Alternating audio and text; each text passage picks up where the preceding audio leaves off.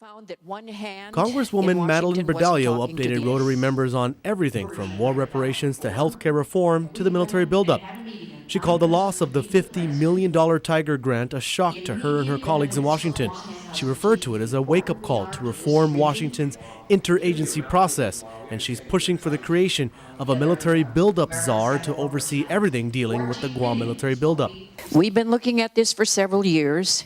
When our people come to Washington for the IGIA meeting, we find that there's somebody new in the federal agency, so we have to start all over explaining everything about the buildup.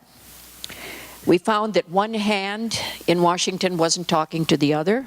She says this is the reason why Guam was left out of the Tiger Grant program. Too many different federal agencies were involved and none of them communicated with each other.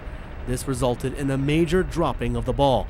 Her answer to this problem is to put one agency in charge of everything to do with the military buildup. I also asked that the Department of Defense be given the lead in conducting the Guam buildup. We find there's just too many people and never getting together, so we have to have a czar to head up this buildup. And I understand they went into executive session after the governor and I gave our reports, and they did agree that the Department of Defense would take the lead from now on.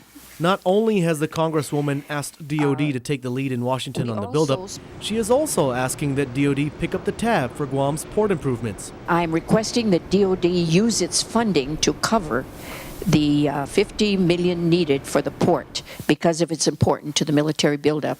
And they have said yes, they would do this. So hopefully in the next few weeks or so, we'll see how that money is going to be replenished. The Congresswoman has also urged Washington to give the Secretary of Defense more latitude in spending DOD dollars on needed infrastructure for Guam. She even spoke about President Obama's visit to Guam, explaining that he simply had to stay in Washington during the push for health care reform. Nevertheless, she promises that he will come to Guam in June. The visit will be exactly the same. He will come. He'll stay, come in the afternoon, stay overnight, probably stay at the same hotel. This is what we've heard. And then he will leave for Afghanistan or Indonesia. And then we'll go on to Australia.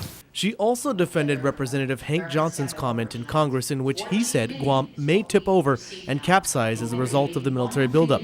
Bordallo says it was simply a figure of speech in which Johnson was joking in order to make a point about the severe impact of the buildup. She also defended Admiral Willard's declaration during that same congressional hearing that the U.S. owns Guam, saying that although it was a poor choice of words, it too was a figure of speech.